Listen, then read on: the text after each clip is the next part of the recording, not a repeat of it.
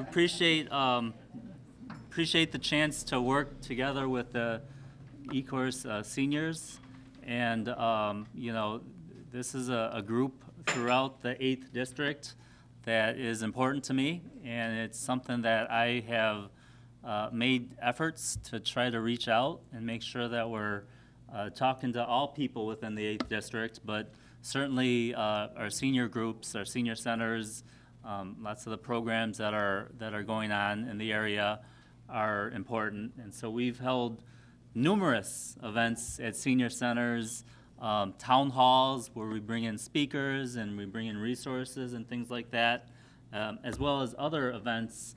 A great example of that is this afternoon. Right after this, we're going over to the Melvindale Senior Center, and we're going to have an ice cream social.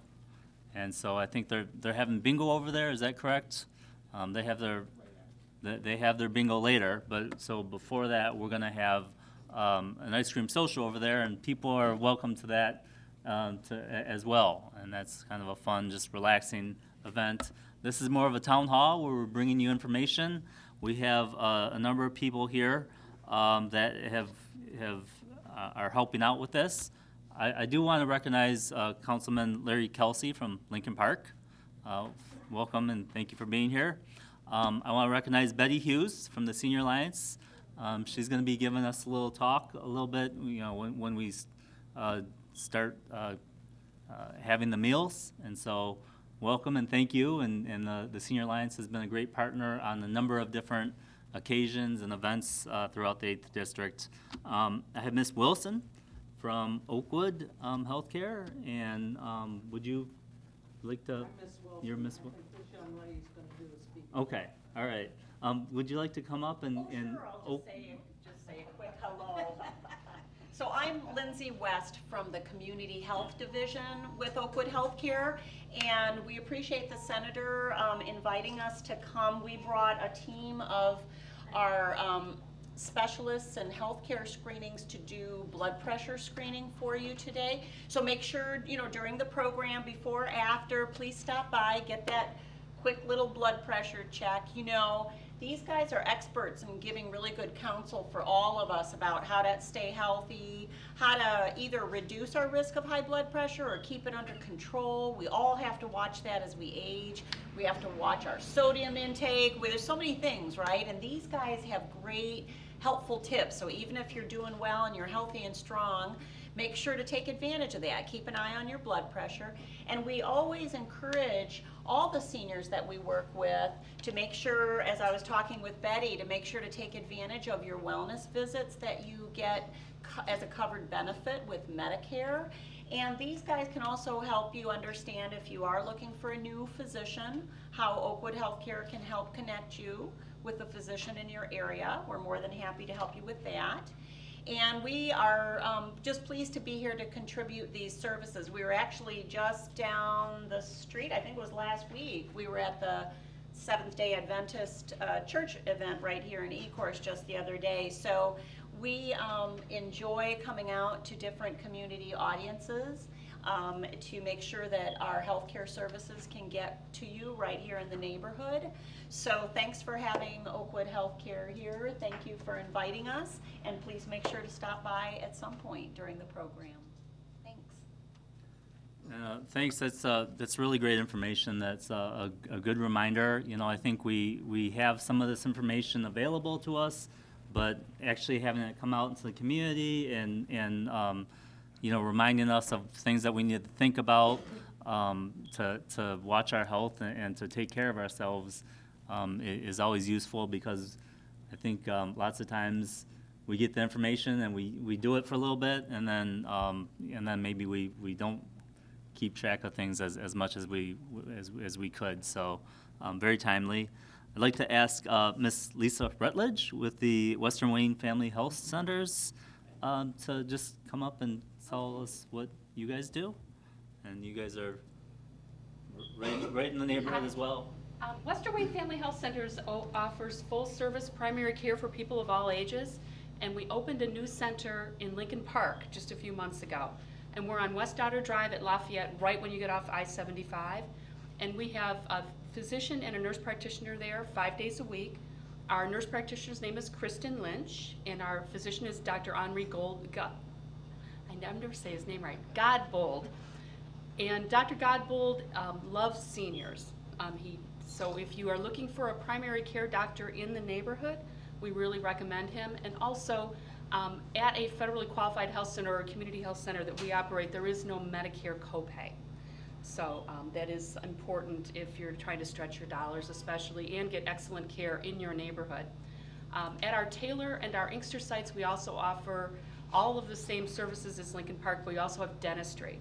So we offer sliding fee scale for people who don't have insurance, and we can also help people sign up for Healthy Michigan, which is the Medicaid expansion for people who are 18 to 65 years old, which covers a lot more people who have never been able to qualify for Medicaid in the past, and that's part of the Affordable Care Act or Obamacare.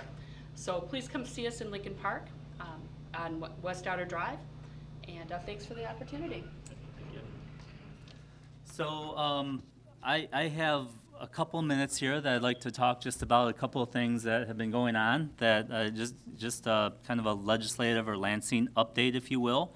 And then we'll have some food, and then we'll get into the presentation. So that's the order. We'll have plenty of time for questions, for question and answer. That's definitely one of the purposes of these town halls, is to hear from you guys and to try to answer questions and to get information to you. So I look forward to that. We'll be hanging out and spending time with you throughout the day. So please, if you have some questions. But in terms of the update, there isn't a lot to provide you guys with because it's an election year, and so all the campaigns are busy with their campaign activity, which means that we're not very active in the legislature. So I just wanted to talk about a couple of different issues. The first one that I'll talk about is transportation funding. So as many of you might know, our roads are not getting fixed in the way that they should be getting fixed. Quite frankly, this has been something that the legislature and our political leaders have known for 6, 7, 8 years, quite frankly. So this is not a new issue for us. However, it's been a challenge to find the solution to how to fix our roads. I think lots of people recognize the need to do it, but there is disagreement over how exactly to do it.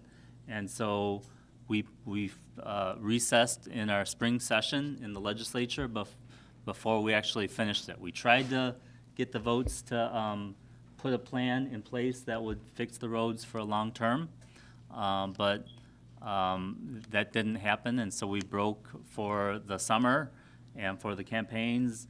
And it's my hope that at some point in the fall or in the winter even that we will get around to fixing the roads and making sure that they're safe and reliable, and you can get to the places that you need to get to without facing all the potholes and everything else that we've been facing. So this is a very important issue that I hope that we challenge and that we address, and I'm glad to answer some questions that people may have. There'll be a little bit of time towards the end of the program as well, so please feel free to take advantage of that. Another issue is that's really big for me is education. Education is a huge issue. It's something that the state has a lot of responsibility over, and it's something that we've had our share of challenges in terms of providing education and making sure that our schools are funded, that they have the resources that they need, to make sure that they're supported in ways that they need to be. And it's very interesting that one of the issues that has come up recently over the summer in the Detroit Free Press, they ran a week-long series on the issue of charter schools and the role of charter schools within our education system. And they raised a number of issues which have been concerns of mine and concerns of lots of people within the state. And so that's another issue that I hope that the legislature looks at and addresses and actually fixes. Because lots of times the legislature gets in there and it proposes fixes that are not exactly aimed at fixing the problem that's at hand, but sometimes we actually make new problems with some of our solutions. So that's an unfortunate part of what happens at times, but it's my focus on education is trying to fix some of these issues that have been raised and that have been concerns of mine for a number of years as well. One of the issues that I certainly hope will get some attention is the radioactive waste.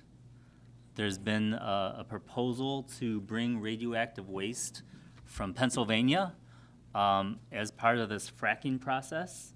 I don't know if you guys have heard of the fracking, but the fracking is where you take water and a bunch of other stuff and you put it into the ground and you literally break the ground underneath, a mile or two down into the ground. You literally break the ground up, and in that process you release natural gas or oil, and you use that natural gas or oil for creating electricity or whatever you need it for. When you put the water and the chemicals down there, some of it comes back up, and that waste that's created then, because you can't really use that again, is radioactive because of the materials that are down inside of the ground. Now, there's naturally occurring radioactivity, of course. This process, the fracking process, actually concentrates the radioactivity. And there's a potential for that to be a serious issue. And Michigan was proposed to receive this waste from Pennsylvania, from another state, from their fracking operations. And I think lots of people have taken a timeout and said, let's put this on hold and let's really kind of look at this and understand the threats that it poses. I have put together a bill and am submitting a bill which says that we're not going to take any radioactive fracking waste from anywhere, whether it's in Michigan or not, and put it into a landfill, because that's where they're proposing it. Now, they're proposing to put it, or they were proposing to put it into a landfill right here in Wayne County. So it's not just kind of this thing that could affect, somewhere outstate somewhere, but it's actually a local kind of an issue. My name is Bettie Hughes, and I know that some of you know me because I have sat down with you individually to discuss healthcare options with Medicare. What I would like to discuss right now is just where I'm from. I work at the Senior Alliance. We're an area agency on aging, and our main purpose is to serve seniors in many and most all of your needs. One way or another, we'll be able to either assist directly or be able to assist with referrals and what have you. The department that I work with is the Medicare and Medicaid Assistance Program Department, and this is truly a passion of mine to be able to assist seniors find the right program that fits them. A program that fits their health needs and also fits their bank account needs. So within our program, we have a series of events that we do during the annual enrollment time, which is coming up. And that's what I'm here to talk about, is what's happening this fall. October 15th begins the start of the Medicare enrollment. This is an opportunity for each and every individual that has Medicare to stop and take a look at their current existing plan and see what's going to change next year. Is it going to affect my pocketbook more? Am I going to have less services? In reviewing those plans and reviewing your need with a counselor, many times we'd be able to save you some money. Getting you either into a different plan for your health needs or applying for a benefit that you may not have that you deserve. Again, our program is called Medicare Medicaid Assistance, and the reason we have that assistance is because that's exactly what we do. We assist. We are not insurance agents. We don't make commission. All we talk about are facts and the law, what pertains to the insurance that you have. Are there going to be any changes for Medicare coming for next year? There's just a little bit, and those changes are going to be something that's going to help your prescription a little bit more. The gap that we've had since 2006 has been very slowly closing, and it will close by 2020. So our co-payments, when we fall into a gap for those individuals that have very, very, very expensive medications that they take, and the cost is somewhere in the neighborhood of, say, $4,000 or $5,000 a year. This is the individual that I'm talking about. There is a need for this particular individual who is spending a great deal of money to definitely sit down with us so that we can review what they have and see exactly what plans are out there that are going to assist them the best way. Just to let you know, last year, just down the road over here, your neighbors in Wyandotte, we sat down with a woman and reviewed her current plan. She had been on it for about 4 years, I believe she said, 3 or 4 years, I'm not real sure. And she was very comfortable with it, and she said, I really don't have a lot of time, so if you can just sit with me for 5 minutes, because I want to catch the bus over here and I'm going to the grocery store. So we sat down with her, and in reviewing, we found out that her current plan had changed their formulary for the following year. And the woman was taking Humira. You've seen those commercials on TV? Humira costs about $1,500 a month, and sometimes more than that. Now, her 5 minutes saved her $1,500 a month, because had she not stopped and talked to us, come January, it would have been too late when she went to the pharmacy to get her Humira and found out that her insurance was no longer going to cover that particular brand. $1,500 a month. I know I don't have that. I don't know anybody who has that to be able to afford for a prescription like that. That particular medication covers many different things. And I think the one that they advertise the most is the rheumatoid arthritis, that it helps with that. So that's what we do. We find the right plan, get you into the right plan, and save you money. So it is definitely worth the extra time it takes to sit down with a counselor. We're in the field a lot. The brochures are going to be available here at the Senior Center. Our time slots are here. Please give us a call. We do one-on-one individual counseling. Every Saturday we're working, so we can make appointments to sit down with you. There are individuals who have never thought that they qualified for any type of assistance because they're above the federal poverty level, but yet they're still limited with their income. This particular person may qualify for assistance with their prescriptions. So that Humira for that particular woman, unfortunately she didn't qualify for this particular assistance. Her income was above, it was in good standings, and she had a pension, Social Security and a pension. So we were able to find her something that she could afford much better than what she had.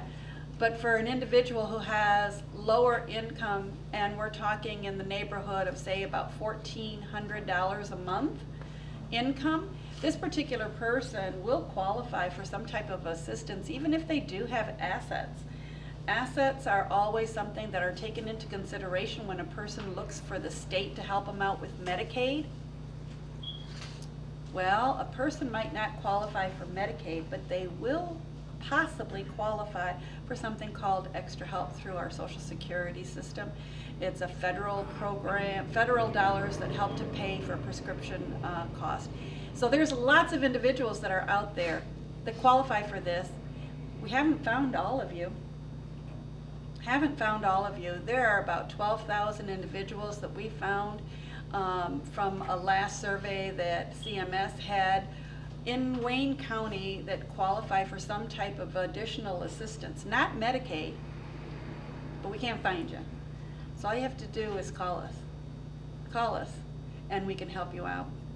There are programs that will also assist with paying the Medicare premium. That premium is $104.90, so $105. If you were to be able to get the state to pay that Medicare premium for you, you'd have that additional $105 that you could spend for, possibly your homeowner's insurance or additional food. We have individuals that are skimping on food, are not getting renter's insurance. We have individuals that have called us because of the past floods and they don't have insurance. They don't know how they're going to be taking care of cleaning up the mess in their basement and what have you. That additional little bit of income could come in very handy for emergencies such as that. So that's a couple of the reasons why it's very important to give us a call. Again, the enrollment begins October 15th. There's a short window. It ends on December 7th. Not only is this for Medicare enrollment, for those of you that have family members that need to take a look at their plans through the Affordable Care Act, this is the enrollment for them as well, beginning on October 15th. This will give you the insurance next year for 2015. All plans will be available on October 1 for our review and for publication. Advertising will begin then. So look forward. It's coming out in a couple of weeks. Now, do I have any questions on anything? All right, well then I did want to just very quickly just add one more little thing, something that I like to plug a lot, and that is the preventative services. If you've not made your appointment to see your doctor for preventative services, please do that and take one of these brochures so that you know what the preventative services are and how often they're available for you. All right. I have a question. Yes. HMO versus Oh, okay. Good question. What are they, huh? yes. All right. Excuse me. An HMO versus a PPO, what are they? Medicare Advantage plans. These are private insurance companies that will give you the Medicare benefit along with extra. An HMO is Health Management Organization. These are companies that manage your care. They're networks of providers. So you go to the doctors, the hospitals that are within that network. If you go outside of the network, then you're going to have to pay a little bit more. If you have to see a specialist, your primary care doctor is the one that needs to give you a referral. So the plan itself helps to manage your care, to make sure that you're always being taken care of. That if you're going to go see a specialist, that it is the right specialist and it is approved through that health care. That's an HMO. Preferred provider organizations, that's the PPO. And the PPO, you usually can go to any doctor. They're much larger networks. They are still networks, but they're much larger networks. Some of them are even national. Where an HMO, you're pretty much restricted to a network within your community, within your state, within your county, those types of networks. But the PPOs are usually much broader. With a PPO, it's not necessary to have a referral to see a specialist. This too, though, is also a private insurance company that owns that insurance. And like I said, they're preferred providers, so they have a list of the ones that are preferred. If you go to those preferred providers, you save money. Well, I wanted to thank Ms. Bettie Hughes for coming and giving us a presentation, and I think it's a good reminder that the resources are available, the help is available when that enrollment period comes in October. And so, you know, I think what was the one example, $1,500 a month. So it really can be useful to people, and so I just hope everyone takes advantage of that if that's something that they need. Wanted to definitely once again thank the Senior Center for helping to host this event. Thank you for everyone, for Oakwood and the Western Wayne Health Clinic, and of course the Senior Alliance for coming out. I certainly could answer a question or two. I'm going to stick around for a couple minutes for sure after we wrap up the formal part of this. But if anyone has any questions on stuff that I talked about before, or maybe stuff that you're seeing in your neighborhoods or in the news, you know, this is a you know, I can tell you what I think at least. So please feel free. And if not, Any chance of any road legislation coming up the before the end of session? road? About improving the roads again? So towards the end of our spring session back in June, there were several efforts to try to put together the package that would fix our roads. It didn't even get out of the Senate, which is where I'm at, and there's no guarantee that anything that we did will get through the House as well. In the meantime, you know, once we broke in June, there was discussions that a work group would be put together, and that we would hear from them in this month, in September. We'll see if they've come to any kind of consensus or agreement, and you know, it's my hope that we take the days that are afforded to us to try to work on this. Back in June, you know, we said we're done. It's you know, the running our campaigns and getting reelected and all that stuff is too important for us to stick around for another week and fix the problem that the public has you know, pretty much said is you know, right at the top of the list for them. So we have another opportunity in September and throughout the rest of this year.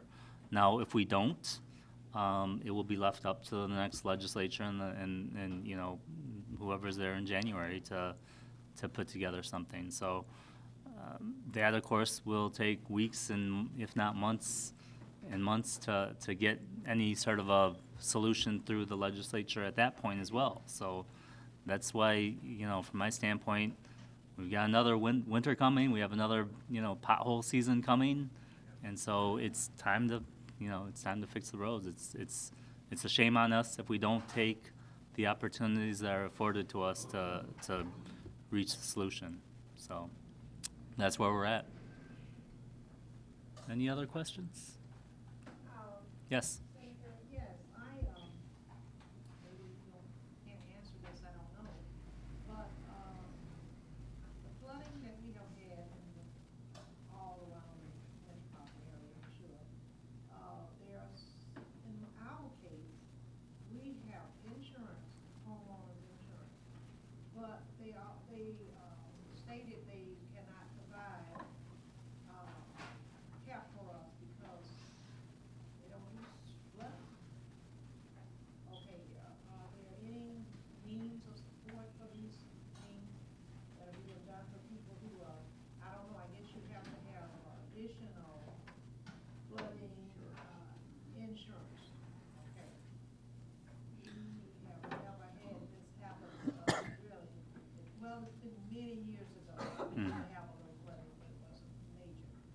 And now it's beginning to come quite often, so I'm wondering, is there anything set up for some people who got kind of caught up in this?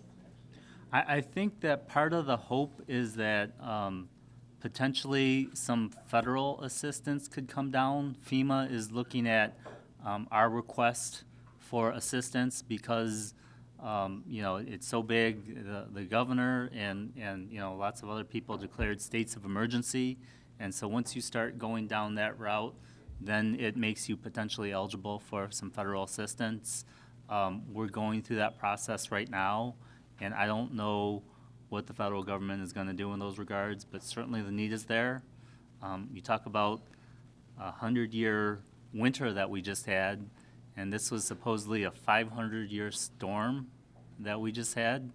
You know, we've certainly felt the effects of Mother Nature on us, but that's part of the solution longer term. You know, you talked about how long ago maybe there was some flooding, and then more recently it seems like it's more often.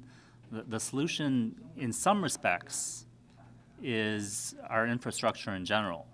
So not just when we're talking about our roads, but our sewers and all the other pieces of public infrastructure that are out there, and making sure that they're up to date, that they're repaired, that they're maintained. You know, you can fix something, and if you don't maintain it, you lose that investment very quickly, and it doesn't deliver to the public in the way that you would hope you put that investment in there in the first place. So it's not just roads that need fixing, and there's other infrastructure out there that needs assistance as well. But you know, I think lots of people, you know, if you're told you don't live in a floodplain, you don't need flood insurance, they probably don't get it. I mean, I think that's the advice that people are given, and they tend to follow it. And so that's when the call on the federal government, I think, is important, because you're talking about something that doesn't happen very often. We could have the best infrastructure in the world, and if you get a 500-year storm, it might not deal with it in the way that you know we would hope that we would like it to. So I think that there is a role for the federal government to play here. Okay, you spoke of FEMA. Mhm. Would this be a type of a loan? I think How would this work? they're going through that process right now in terms of assessing the damage and considering the type of assistance that might be available to the state. So I suppose it could be a loan, it could be some other things. It could be, you know, it could be assistance to help, you know, help communities clean up their end of it. You know, it could be maintenance for some of that infrastructure. So I don't know that it's been determined what that could be. Yeah. Good question.